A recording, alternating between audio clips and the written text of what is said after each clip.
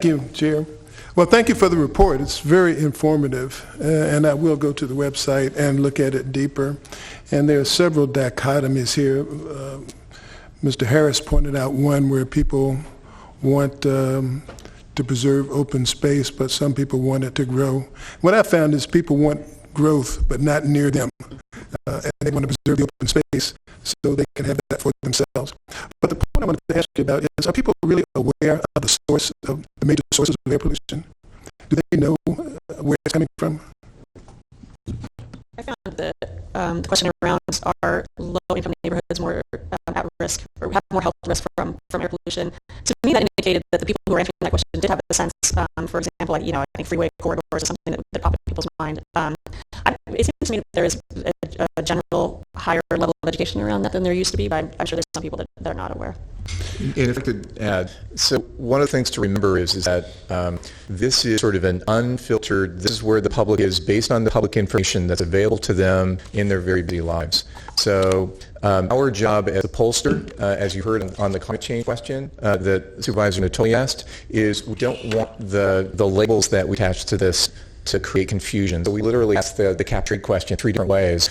And by the way, there were 3 different answers to this question based on what label it is, which is very interesting to us. So part of it should be motivation, that we have the ability to do that education.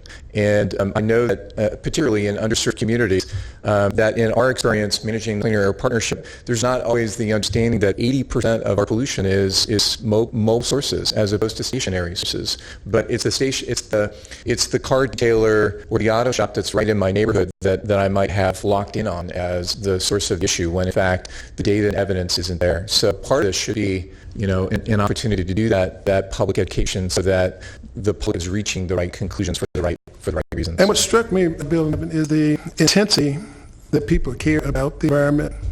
And so that's on one hand. On the other hand, what have you done about it? And the intensity that we will do something later. It seems to me, I don't know how people are reconciling that in their minds. How you can hold those same 2 thoughts in your mind at the same time. We are human beings. Our intentions sometimes are bigger than our actual actions. I think, for me, these surveys really are the beginning of a conversation. I think Bill's right. You're capturing people where they are right now, including their intentions. And so when it comes, when the rubber meets the road, where they willing to give up, I think that's where you have to use this as a tool in communication and use it as a conversation start, because that question isn't answered in a survey that, even if it's a rate survey, it's 15 minutes of your life to fill it out.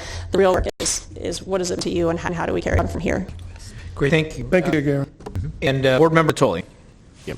Thank you, Chair. Just on that line of discussion, I think it may be important to see what the tolerance is too for where they're willing to pay. So when you say, pay for cleaner water or clean air, but when you're getting hit the gas pump, you're getting hit in rent, you're getting hit in your electric bill, you're getting hit in your water bill, all the utilities, and there are other pressure. There are aging infrastructure, there are wear and tear. I think, and that may be a point in time or not, but I think that's one of the things when to one of the questions you asked about, stopping the growth of jobs and so forth.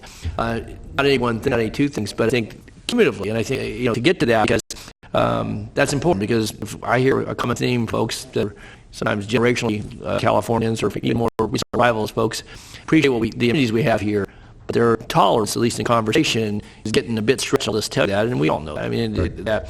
And so, if you can go after 1 or 2 things, but it's not 1 or 2 things, it's a combination of, and I think that's, that's kind of the threshold over time, to the point of just making that, whether you're a millennial or you're a baby boomer, how much freight can you bear over time to get to things that are desirable, to maintain that quality of life, or improve it to issues that are real. So I think that. So a couple of reactions.